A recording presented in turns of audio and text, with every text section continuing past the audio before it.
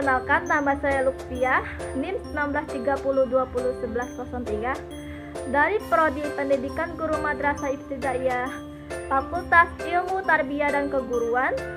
Video kali ini untuk memenuhi tugas ujian akhir semester mata kuliah Metodologi Pembelajaran Ilmu Pengetahuan Alam Madrasah Ibtidaiyah. Semoga bisa bermanfaat dan selamat menyaksikan.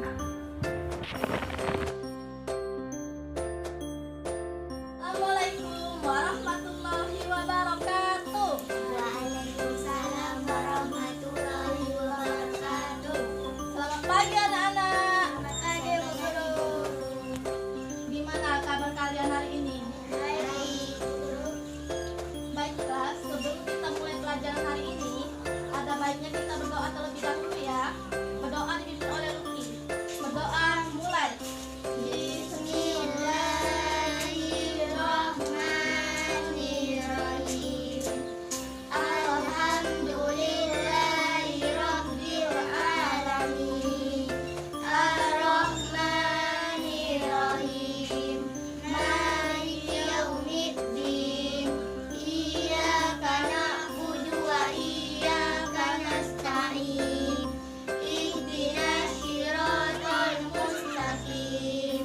Siratal ladzina an'amta 'alaihim ghairil maghdubi 'alaihim waladdallin.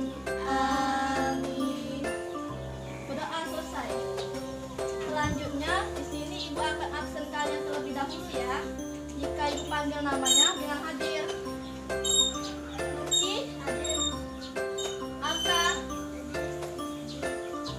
Kaila, Karin, Putri. Alhamdulillah untuk hari ini hadir semua ya. Baiklah anak-anak, di sini kita akan belajar mengenai ilmu pengetahuan anak dengan materi sifat bahan dan kegunaannya. Anak-anak, di sini ada yang tahu nggak apa saja sifat-sifat bahan itu?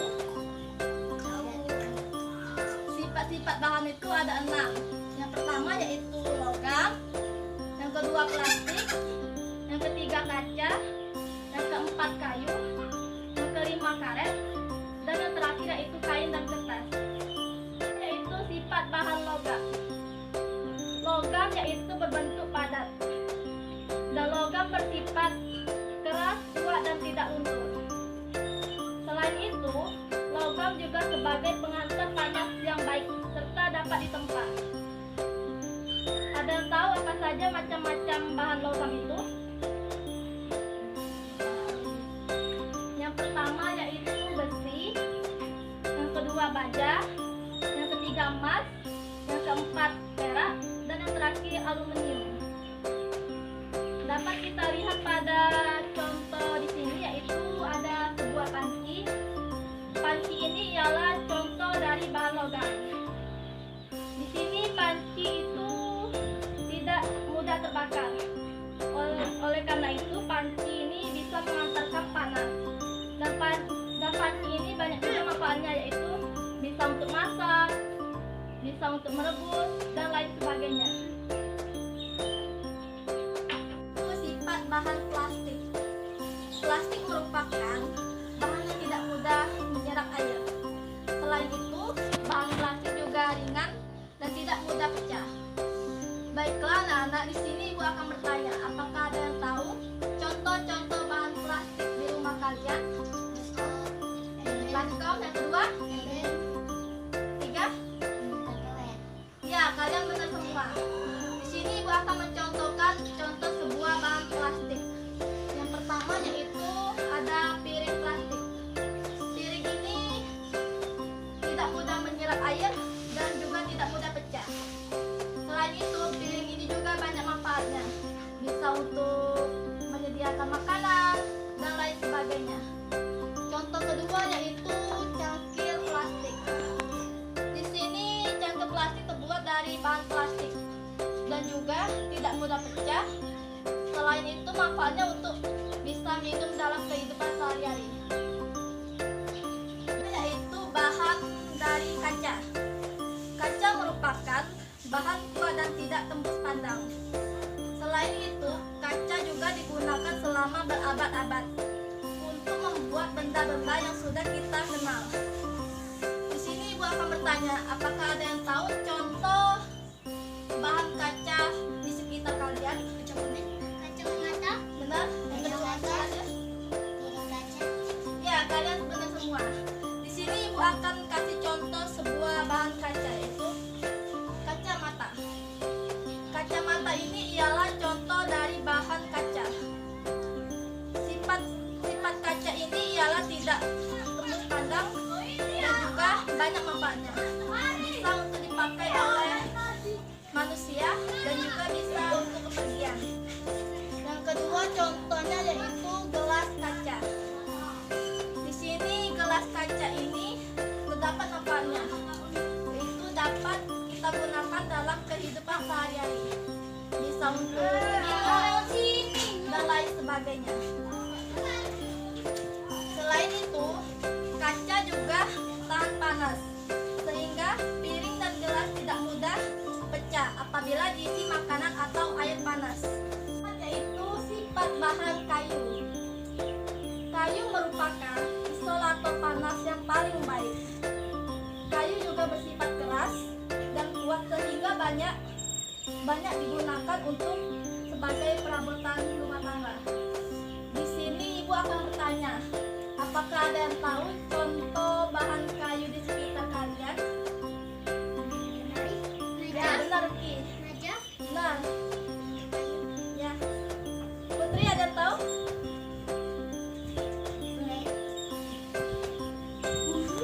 Nah, kalian benar semua. Dapat kita lihat di contoh pada meja ini. Meja ini terbuat dari bahan kayu. Selain itu, dapat juga kita lihat pada kursi yang kalian duduki itu, yaitu terbuat dari bahan kayu.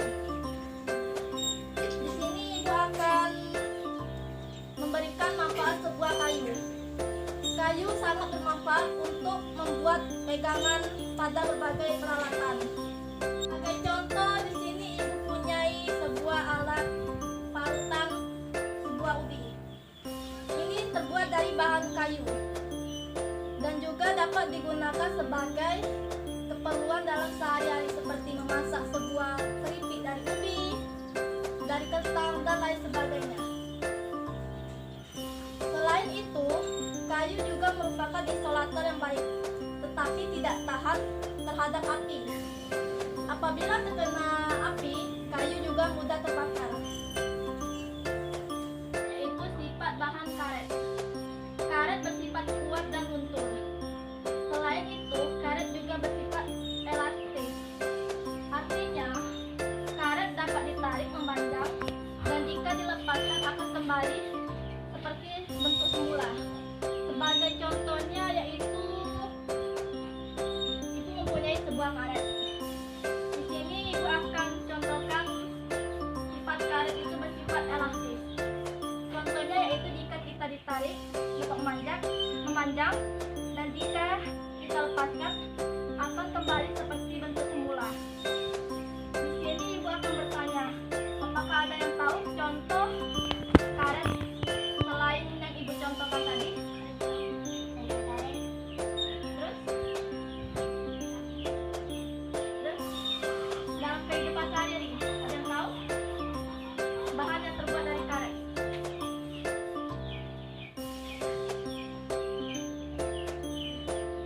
Ibu akan kasih contoh yaitu sebuah ban, alat sepatu, dan pembungkus kabel.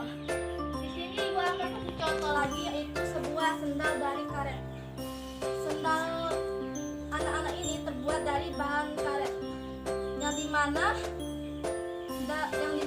sendal ini tidak mudah luntur dan juga bersifat elastis. Meskipun karet bersifat kuat dan luntur, tetapi tidak tahan api. Yang terakhir yaitu sifat bahan kain dan kertas. Kain dan kertas memiliki sifat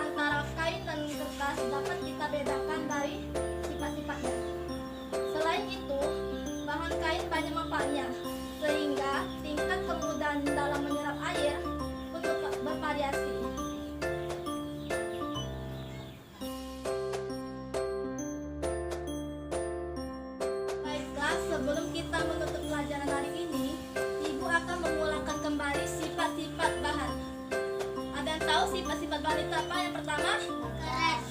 logam, yang kedua